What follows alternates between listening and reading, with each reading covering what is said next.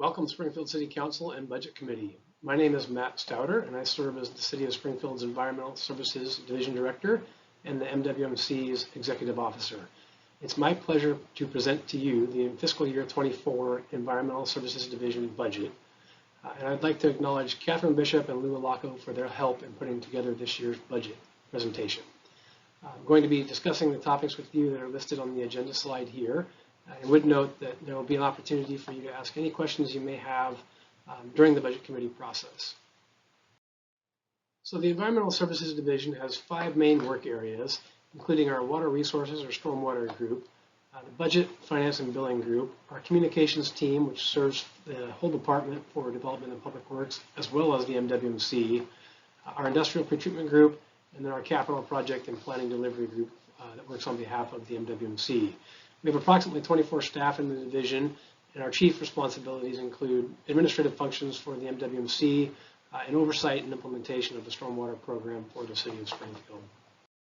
This slide presents a budget overview by program for the Environmental Services Division. You'll note that the budget overall is fairly flat when compared to last year. By far the largest component of our budget is the Regional Wastewater Administrative component. The table on the bottom shows the further breakdown of the budget. You'll see personnel services have increased slightly. Those are driven by PERS obligations, regular wages, that are determined through collective bargaining agreements, etc. Our M&S is down slightly this year, and our utility billing services are up a little bit. That's the amount of money that Springfield Utility Board bills us for our service agreements with them for meter reads and billing. And then the last two, right-of-way fees and indirects, are fairly constant over last year. Our stormwater program is guided by the city's National Pollution Discharge Elimination System permit that has been issued to us by the Oregon Department of Environmental Quality under guidance from the Environmental Protection Agency. Our program is also shaped by 7 key stormwater goals that have been adopted by the Springfield City Council. Those goals center around the protection of waterways, protecting citizens and property from flooding, and complying with the state and federal standards, among others, as shown on this slide. I wanted to spend a moment to talk about Stormwater Program accomplishments for fiscal year 23.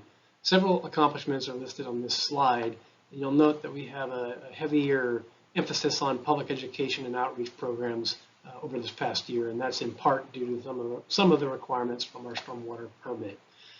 Our Canines for Clean Water calendar contest is a very popular event that engages hundreds of community members across Springfield. Basically, folks fill out a pledge form and agree to pick up after their pet in exchange for the chance to be potentially featured in the city's calendar. We get hundreds of photos that are entered. Those photos are judged, and winning dogs are allowed to be in the calendar. That calendar is distributed locally, and we print several thousand copies each year, probably one of our most popular programs. We also embarked on an update to the Springfield Mill Race's webpage to celebrate the history of the Springfield's Mill Race. And I would encourage you to check that out. It's really well done. The link is listed here on the slide. We held our annual Upstream Art Contest, which highlights the connection between Springfield's storm drainage systems and our local rivers and waterways. And then we partnered with the library and museum to create an exhibit that was all about clean water called Springfield H2O. We also held Clean Water University in partnership with the MWMC for the first time in a couple of years in person back at the wastewater treatment facility. We had over 500 students, parents, and chaperones that learned about stormwater, wastewater, and the water cycle, and participated in a variety of games, and also got to tour our wastewater facility. We continued with inspection of over 500 different private stormwater quality facilities to maintain compliance with our permit, and we also implemented, with the City of Springfield's Council's help, a new municipal code for illicit discharge of contaminants based on new stormwater code or new stormwater permit requirements. Initiatives for the Stormwater Program in fiscal year 24 will include implementation of our current permit requirements for our NPDES permit, as well as gearing up for renewal of that permit. Those permits need to be renewed every 5 years, and we're going to need to make application for a new permit this fiscal year. We're going to continue to build on the success of our public education and outreach programs, and we are going to continue to provide technical assistance and outreach to our businesses, and then continue to incorporate requirements that are associated with our total maximum daily load plan by ensuring that bacteria and mercury entering the Willamette-McKenzie rivers are minimized. Future year considerations for the Stormwater Program are going to focus heavily on the 2024 reissued permit that we will receive from DEQ, as well as implementation requirements associated with that permit. I'm going to transition now to talk about the Metropolitan Wastewater Management Commission and the Regional Wastewater Program. So the MWMC is a partnership between the cities of Eugene, Springfield, and Lane County. We have a service area of approximately 250,000 community members. We provide regional wastewater services for the entire metropolitan area. We have a 7-member commission that's made up of electeds and appointeds from each agency. Councilor Joe Pictionary is our Springfield City Council representative, and Commissioner Doug Keeler is our Springfield Citizen representative. Springfield is responsible for the administrative functions on behalf of the MWMC, and that includes the annual preparation of the budget, the permit implementation for our MPDS permit, regional capital construction and project delivery, our public education and outreach programs, and our functions of our executive officer and general manager positions. The City of Eugene is responsible for operations and maintenance of all of our facilities, and I would note that we provide service to both industrial users and domestic users across the region, as well as mobile waste haulers from outside the region, so think septic systems, other waste haulers. And then in addition to the staff that Springfield has working on behalf of the MWMC, there's approximately 77 staff that the City of Eugene have who work at the regional facilities. So the MWMC is responsible for about $400 to $450 million worth of assets. And by far the largest asset that we own is out at the regional treatment facility on 410 River Avenue in Eugene.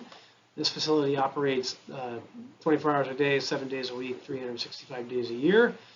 We treat around 25 to 30 million gallons a day for our average summer flows, and we have the capability during the wet weather season to treat much higher than that. We also own over 600 acres on Aubrey Lane outside of Eugene, where we operate our Biosolids Management facility and a poplar farm. Biosolids are collected in large lagoons, and they're used as fertilizer in cooperative agreements with grass farmers. We also apply them to our poplar trees, and biosolids are basically treated solids resulting from the wastewater process. We also maintain and manage 3 large units of poplar trees.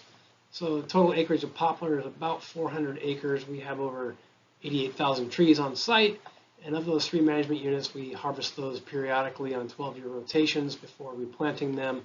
And then the end products, as shown here in some of these pictures, are used locally for either wood chips, peeler veneer, or ceiling grills in different buildings around the region.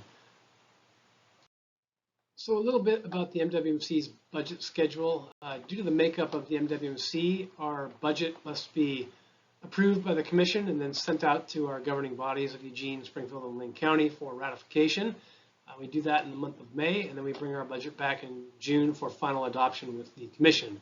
The budget schedule for this year is shown on this slide. So a rolled up summary of expenditures for the regional operating budget is shown here. You'll note that personnel costs are proposed to increase by 7.4%. This includes the proposed addition of 2.37 staff on the City of Eugene side to meet requirements associated with our new MPDS permit, as well as ongoing operations for maintenance associated with our aging infrastructure of the plant, and then a new safety officer position. These costs also include the MWMC's obligations associated with PERS, healthcare, and then union contracts. I'll note that the materials and services costs have risen by 6.9%. That includes increased chemical costs, utility costs, other costs associated with inflation. And then our capital outlay budget, it fluctuates from year to year depending on the amount of capital outlay on the City of Eugene side. This year it's a modest increase, bringing our overall regional operating budget to a 7.1% increase. Each year, our commission evaluates our regional wastewater rates that are charged to our customers in Eugene and Springfield, and our philosophy is to have small incremental rate increases over time to help us avoid taking on future debt by collecting the revenues that we need. I'll note that this year we're proposing a 4.5% rate adjustment that would be effective on July 1st. If you look back over the last 4 years, on average, we've had about a 2.9% increase, including this year's proposed 4.5% rate change.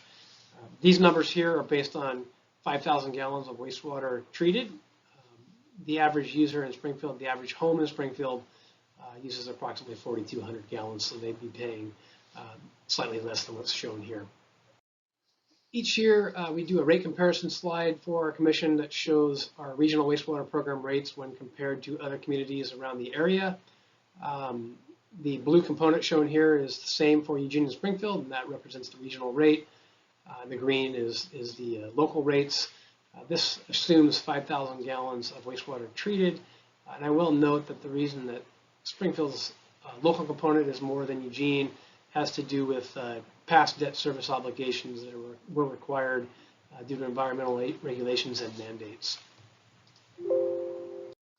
With respect to fiscal year 23 accomplishments, we not only completed the construction of our RNG facilities, but we held a ribbon cutting with Northwest Natural to celebrate that project, and we brought it online and started generating revenue. I'll elaborate about that a little bit in an upcoming slide. The second bullet, instead of saying partnership video, it should say Recycled Water Summer Summit. Todd Miller there in the middle photo, speaking at that water reuse summit. We had industry leaders in water reuse from around the state come out to our facility in Eugene. You can see what we're doing here in Eugene and Springfield with our Recycled Water Program, as well as tour the Delta Sand and Gravel site where we're anticipating using recycled water in the future. And then we won another national award that we're very excited about for our RNG project. Fiscal year 24 initiatives are going to be primarily driven by our newly issued MPDS permit that was issued jointly to the MWMC as well as the cities of Eugene and Springfield, again issued by the Department of Environmental Quality under oversight by the Environmental Protection Agency. That permit became effective November 1st, 2022, and really is going to drive our work programs over the next 5-year period. We are going to be, and we are currently actually embarking on updating our pretreatment ordinance, which is going to be the same in both the city of Springfield and the city of Eugene with respect to industrial pretreatment. And then we are going to be continuing to advance initiatives with Clean Water University, hopefully expanding that program for more 5th grade students in Springfield and Eugene. I think we had 10 classes, 10 5th grade classes attend last year, and we're hoping to expand that to a larger number this coming year. Future year considerations are going to be driven again by our ongoing permit implementation. We are currently embarking on updating a new 20-year facilities master plan for the MWMC. That's going to further refine and inform our capital project program and delivery of those capital projects. We are going to continue to implement requirements from the MWMC's disaster mitigation and recovery plan as a result of work done in study of the Cascadia subduction zone quake. And then we will be continuing to address issues associated with aging infrastructure at our plant, which is 40 years old presently. I would note that the photo in this photo, the photo of Mark Vanicout on this slide is where he's holding that national award for our RNG project that he received in Sonoma, California this past February. I'm going to wrap up the Regional Wastewater Program budget slides with a discussion on our fiscal year 23-24 capital budget and 5-year plan. You'll note that this year's total capital budget is just over $67 million. Chiefly that's looking at money associated with plant performance improvement projects that I'll discuss here in the next couple of slides. However, we do have a significant investment in equipment replacement and major rehabilitation out at the plant. A couple things to note there would include things like our dredge replacement for the Biosolids Management facility, replacing 3 biosolids drying presses out at the biosolids facilities, and then various building roof replacements associated with our different buildings and assets. Completed projects. I touched on this a bit earlier, but we did complete our renewable natural gas upgrade facilities project in partnership with Northwest Natural. We became the first public agency in Oregon to inject renewable methane gas into the pipeline. Something we're very excited about. We're beneficially reusing 100% of the biogas that we create on site at the wastewater treatment facility from our anaerobic digesters. And it's also eliminating a source of methane gas flare for us and is providing us with a stable source of revenue for years to come. We've just this past year, we've actually received over $1 million in revenue from the sale of that gas. A couple of large projects that we're carrying over from last year include our aeration basins project and our administration and operations building improvements project. The administration, operations and building improvements project will replace and improve our 40-year-old administrative building, which houses our operations console, as well as other plant staff. And these improvements were identified in our disaster mitigation and recovery plan as one of the highest priorities in that plan. Really, this building is the brains of what controls our entire wastewater treatment plant. The aeration basins improvement project is a two-phase project that's going to be focused on energy and efficiency improvements to our blowers and diffusers in our aeration basins. Lastly, I'd like to discuss one rather large new project that we're going to be tackling this year, and that is our electrical switchgear and transformer replacement project. The main switchgear and electrical transformers at the wastewater treatment facility are beyond their useful service life. They're still in operation, however, they're starting to fail, and they represent a significant risk to us should they fail. We've actually had challenges with them in the last couple of years. This project is going to be a roughly $20 million project to replace these. This equipment needs to be custom made, and it has long lead times, approximately 2 to 3 years, and so we are starting the process now to move forward towards construction in the upcoming next couple of fiscal years. So that concludes my presentation of the Environmental Services Division budget. I thank you for watching and look forward to any questions that you might have during the budget committee process.